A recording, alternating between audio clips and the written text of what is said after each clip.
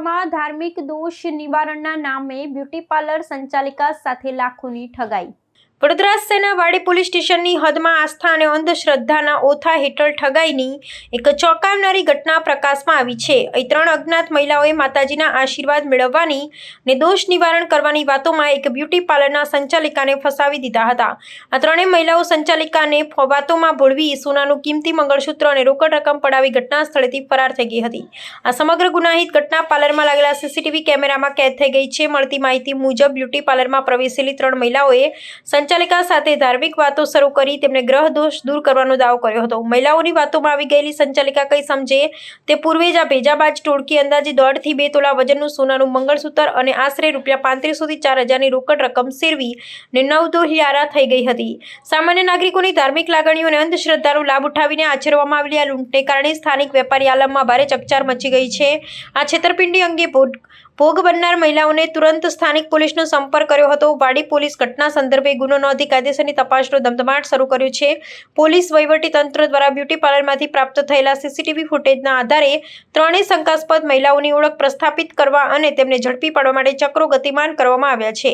વહીવટી તંત્રે પણ નાગરિકોને આવા અજાણ્યા અને ચમત્કારોના દાવા કરતા શખ્સોથી પ્રભાવિત ન થવા અને સાવચેતી રાખવા અનુરોધ કર્યો છે। આ ગેન્ડીગેટ વિસ્તાર છે, અમારું બ્યુટી પાર્લર છે। મેં 6 વર્ષથી અહીંયા પાર્લર ચલાવું છું।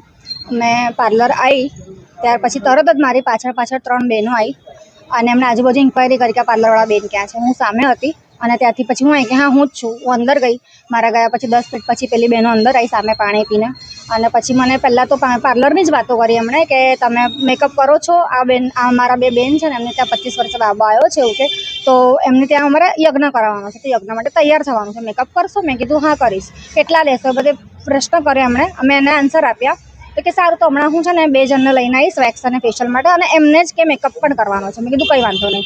એ બધું થયા પછી એમણે મારે વાતોમાં ઉલઝાઈ નાખી। એમણે કીધું મને જોગણી માતાનો સત આવે છે, અહીંયા પાછળ મંદિર છે, ત્યાં આગળ મારો વસ છે એવું કે તમે આવીને પગે પડી શકો છો, તમે નસીબવાળા છો, તમારા પાર્લરમાં પગલાં પડ્યા માતાજીના, એવું બધું કરીને મને એને વાતોમાં એ કરીને પછી મારી પછી બધી ઇન્ક્વાયરી કરાવડાવી કે ભાઈ મારા લગ્ન થઈ ગયા છે, હસબન્ડ છે, છોકરાઓ છે, બધું એમને ખબર પડી ગઈ ને પછી મને એવું કે મને બધું દેખાય છે તમારી ભવિષ્યમાં તમારું શું થયું છે, તમે યાદ કરો, અમે બહુ દુઃખ જોયા છે, હવે તમે સુખ છો પણ તમને ખબર નથી પડતી। હિપ્નોટાઇઝ કરીને મને પછી ભાન નહોતું સાચે કે મેં શું બોલી ગઈ એમને। અને પછી મને એવું કીધું કે તમારા પર છે ને દોષ છે નાગ અને નાગિનના, એ નાગ અને નાગિનના દોષ દૂર કરવા માટે તમારે છે ને થોડી પૂજાને એવું કરવું પડશે। એ પૂજા તમે ચાહો તો મારી પાસે પણ કરાવી શકો, તમે કેશ આપી દો એના, તમે તમારી સુહાગનની એક વસ્તુ આપવી પડશે, તમને હું પાછી આપી દઈશ 1 કલાક પછી, તમે વિશ્વાસ રાખો પણ તમારું કામ થઈ જશે આમ તેમ। પણ મેં હિપ્નોટાઇઝ થયેલી એટલે તમે મારી જાતે મંગળસૂત્ર ઉતારીને આપ્યું, મારા પાકીટમાંથી કાઢીને કેશ પણ આપ્યા કે હું આ પગે પડાવીને માતાજીના મંદિર પાસે લઈને હું 100 રૂપિયા લઈશ, બીજા તમને પાછા આપી દઈશ કરીને મારું મંગળસૂત્ર અને મારી કેશ લઈ ગયા છે। 3500-4000 જેવી કેશ હતી અને 1.5-2 તોલાની આસપાસ મારું મંગળસૂત્ર હતું।